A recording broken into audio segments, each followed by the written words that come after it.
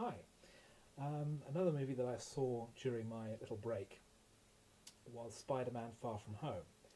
Now, it's obviously the new instalment of the Marvel Cinematic Universe. It's the first one after the big climax of Avengers Endgame, and it picks up the pieces of what's happened after that.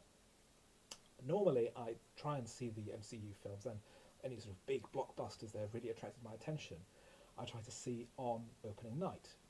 In the case of this movie, that wasn't possible, because for this movie, which sees Spider-Man travelling around various locations in Europe, such as Venice, I couldn't see it because I was busy travelling around various locations of Europe, such as Venice.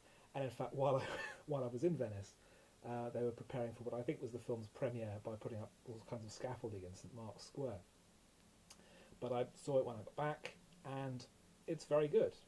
I think it's possibly the best Spider-Man film we've seen so far, and I think it works so strongly because it's taking the character out of his comfort zone. It's mostly set outside New York. Spider-Man, Peter Parker rather, the two are indivisible. Peter and his class are travelling around Europe.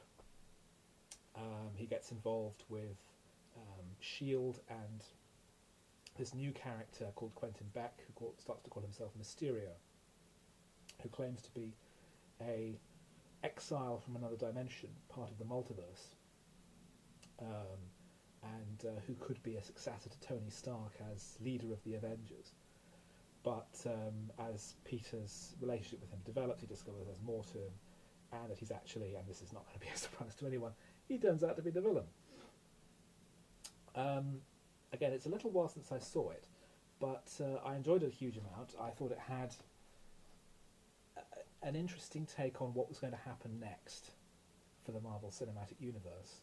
The idea that there's been such a huge change with half of the world's population having disappeared, and 5 years later they reappear, but they haven't aged. And the simple impact this has on school years and what was going on when they reappeared. So half the marching band disappeared, and then 5 years later they reappear on the school hall in the middle of a basketball game.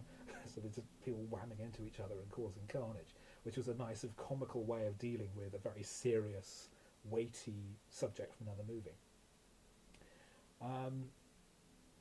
Jake Gyllenhaal plays Beck, and he manages to walk a very clever knife edge between having that sort of cocky charm that Downey Jr. had in the early films as Iron Man, and being a different, more sinister character. There was a balance there that I thought was very nice. Tom Holland has really become, I think, the perfect Spider-Man. He's a great actor. He really embodies that kind of awkwardness and nervousness. But when he puts on the mask, he becomes almost his true self.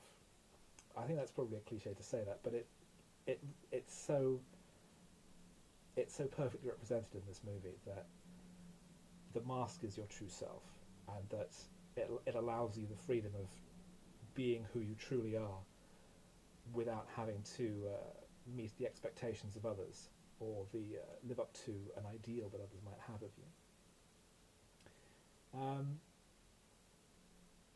Overall, I really enjoyed it. There were some issues I had. One thing that I noticed that most people won't is the geography of some of the scenes in Venice was completely wrong.